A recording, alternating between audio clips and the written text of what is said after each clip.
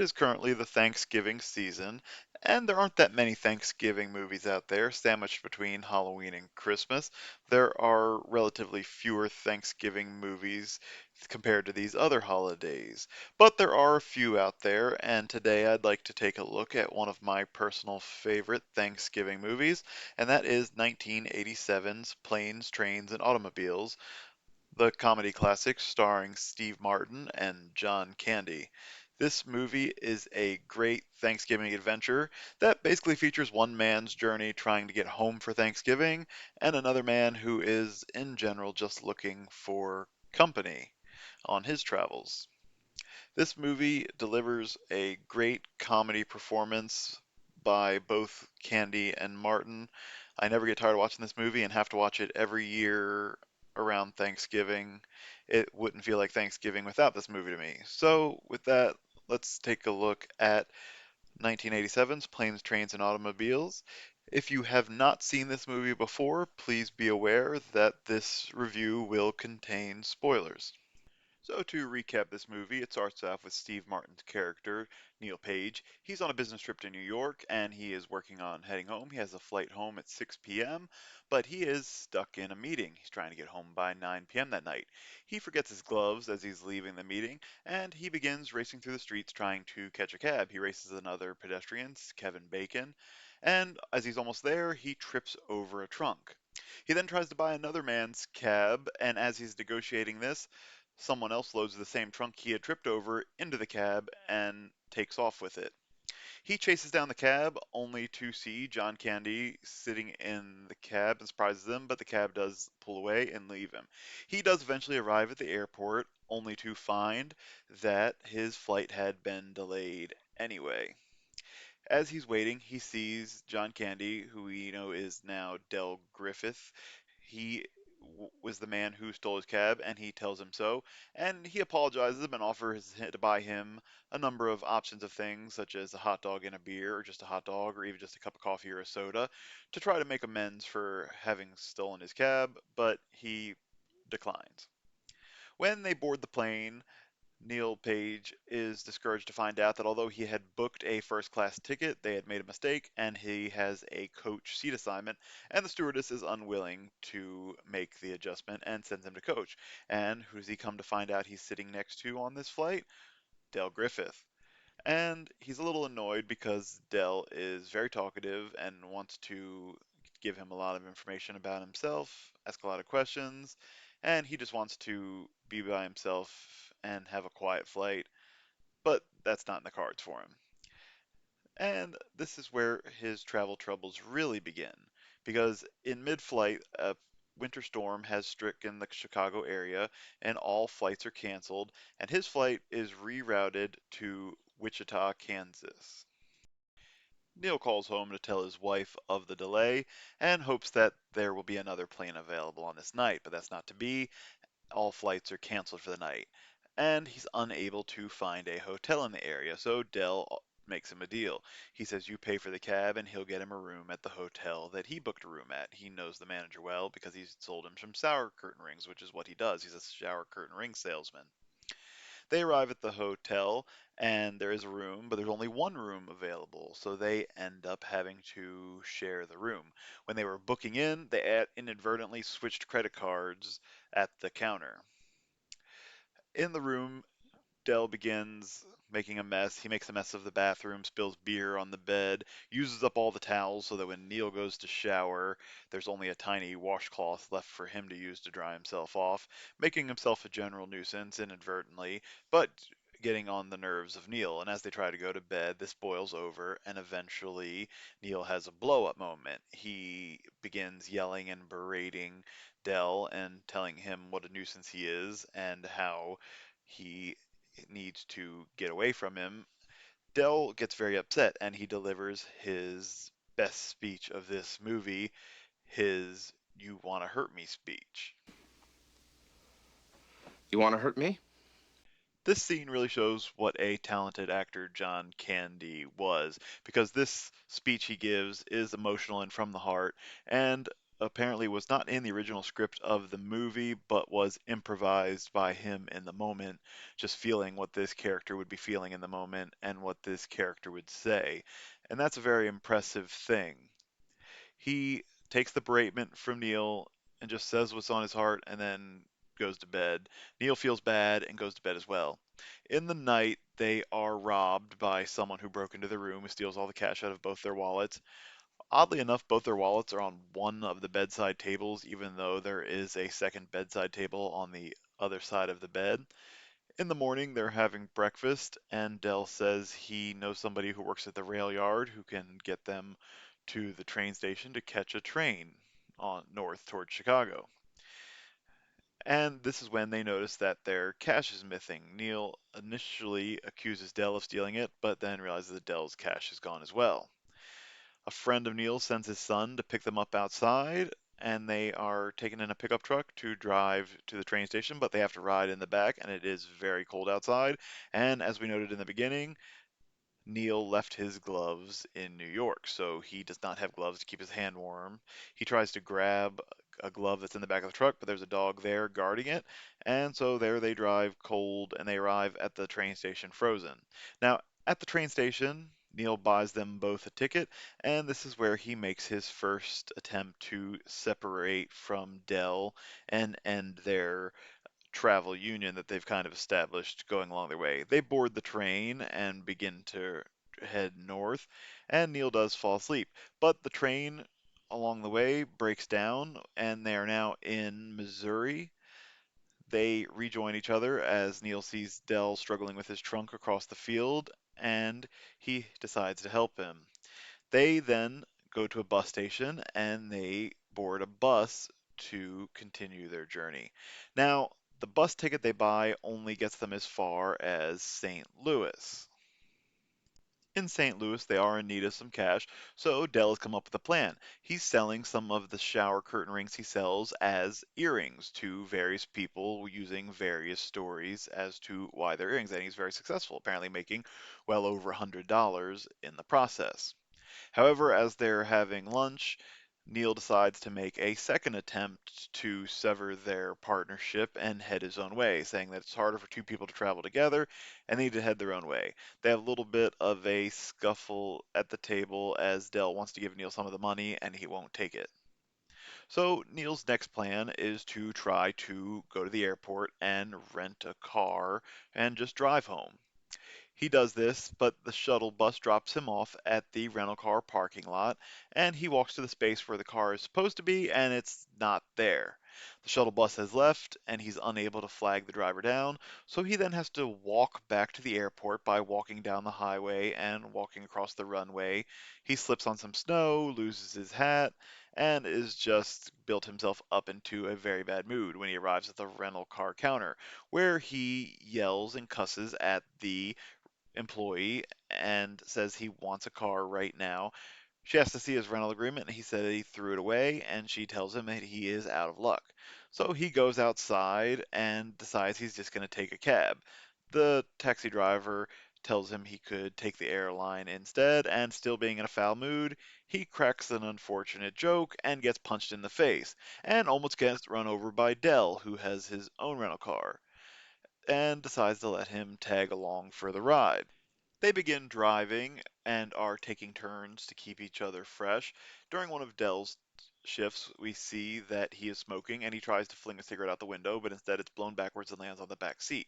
It starts to get hot in the car, so he decides to take off his coat, but the arms get stuck on the levers of the seat and he is stuck not being able to steer, and he accidentally veers off on an exit and he feels he's about to crash and he screams and slams on the brake. He then turns back around and goes back up the exit, but starts heading the wrong way on the highway. Another car on the other side of the highway tries to signal them that they're going the wrong way, and they look forward and see two semi trucks heading for them at full speed. They are squeezed between the two trucks, but survive making it through the other side, and their luggage is flung over onto the highway. They pull off the side, grab the luggage, and are trying to calm themselves down when they see that the car has set on fire because of the cigarette that landed in the back seat. Neil begins to laugh and says that he thinks it's funny that Dell finally did something to himself because he believes that Dell's been causing him all the trouble all along. But then he finds out that Dell had rented this car using Neil's credit card with the intent of paying him back later because, as we saw back at the hotel, they had inadvertently switched cards. And he asks him to give it back, but he notes that the card he had put back in his wallet, which is in the glove compartment of the car. They drive to another hotel and ask for a room for the night. They don't have cash for it, and Steve Martin, Neil's credit cards were burnt in the car and they're melted. So he asks the guy if he can pay with $17 and a very nice watch instead of the $42.50 required for the night's fare, and the hotel employee agrees. Dell's looking for a room too, and he asks the man if he can use $2 and a Casio, and the man bids him a good night. So Dell goes out and is sitting in the car. It's snowing, he's cold, and he is having a conversation with his wife saying he wishes she were there. Steve Martin does eventually feel bad and comes out and tells Dell that he can come inside. They go inside and they are actually kind of buddy buddy at this point. They're having fun, they're drinking together, having some snacks, and just discussing life as they relax. The next morning, they decide to continue their journey and accidentally back the car through the hotel doorway, only to gun it forward and bail out. Luckily, they didn't have a credit card on file, so they won't have to potentially pay for this one. Not so good for the hotel, I guess. They head down the highway and are eventually pulled over by a police officer because they were speeding. Unfortunately, because the car had been set on fire, the speedometer melted and they could not tell how fast they were going. The officer tells them that the vehicle is not safe for road travel and says it has to be impounded.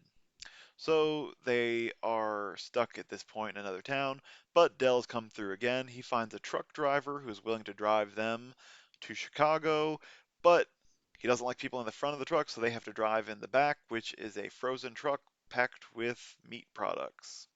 But this works, and they do make it back to Chicago. Finally, they've taken planes, they've taken trains, they've taken automobiles of various kinds, and they are now in the city. They bid each other farewell at the train station. Neil telling Dell to have a good Thanksgiving and to say hi to his wife. He thinks he knows her, and Dell tells Neil same thing, to have a good Thanksgiving with his family.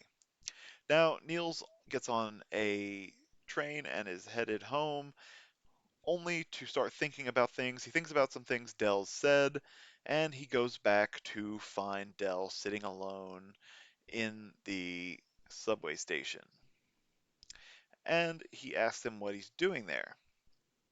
And Dell reveals at this point that he doesn't really have a home and that his wife had passed away 8 years prior. So Neil does a very nice thing and he invites Dell to come home with him for Thanksgiving. They arrive at Neil's house and he introduces him to his family and has a reunion with his family, his kids, his wife, and introduce them to Dell.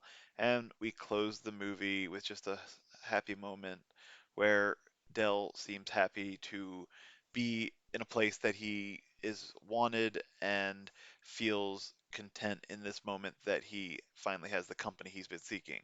As we said, Neil was trying to get home and Dell was seeking companionship. And happily, they both seem to get their goals at the end of the movie. To me, this movie is very excellent. I think it does a lot of things very well. It's a great comedy, but it also has a lot of feelings and emotions mixed into it as well. We see that friendship can form even in adversity. Neil is in a very stressful situation. He is desperately trying to get home to his family in time for Thanksgiving, and everything just seems to be standing in his way along the way. And he is stuck at times with someone who seems to get on his nerves. And understandably, Dell may be a little bit of an annoyance because he has his own habits. He makes a mess. He seems to be causing problems along the way, but he is also trying just as hard to help Neil get home to his family. And for Dell, we see that he for some reason takes an extreme liking to Neil, even though Neil is not very patient with him, is not at times kind to him, and makes multiple attempts to ditch him and get away from him and go on his own way. He still keeps coming back and trying to forge this friendship with Neil because he feels like he's found somebody that he enjoys spending time with.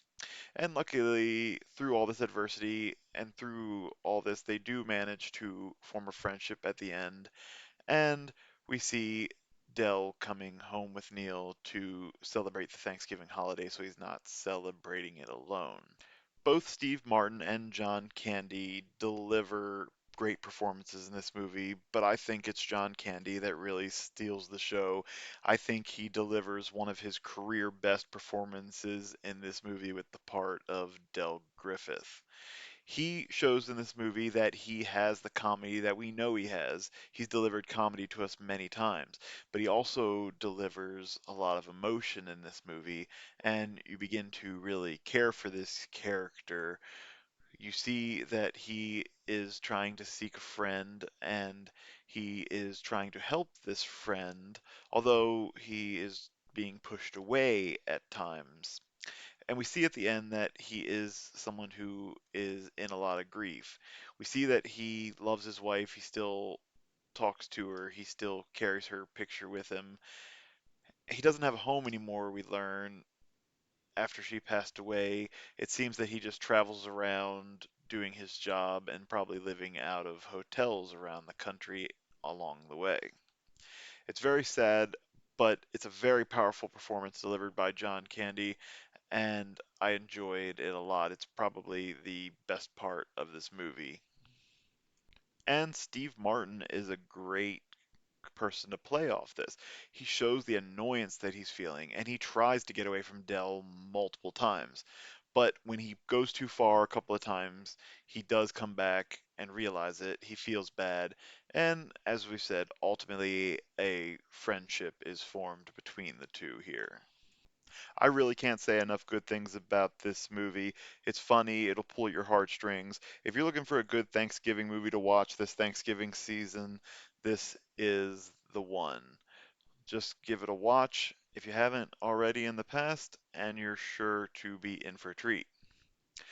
Looking at how this movie was received, on IMDb, this movie received a score of 7.6 out of 10, a lot lower than I would expect it to. On Rotten Tomatoes, this movie received a 92% fresh score from critics and an 87% fresh score from audiences. As I've said, this is without a doubt my favorite Thanksgiving time movie, and it's just a great movie all around. Directed by John Hughes, this is just a great film for anybody to enjoy. I score this movie at a 9.5 out of 10. I hope you've enjoyed this review of 1987's Planes, Trains, and Automobiles. Be sure to give it a watch this Thanksgiving, whether it's your first time or if you've seen it 100 times. This is a movie that never gets old. If you are looking for a copy of this movie, there is a new 4K version being released this year that is has an interesting addition. It has over an hour of bonus material of additional deleted and extended scenes that have never before been released. I'm very excited for this release. As a longtime fan of this movie, I'm very excited to see what this new content holds and can't wait. If you're interested in a copy of this, please look in the description and I will attach a link where you can order copy. Please be sure to like this video, subscribe to the channel, and keep an eye out for my next video coming soon.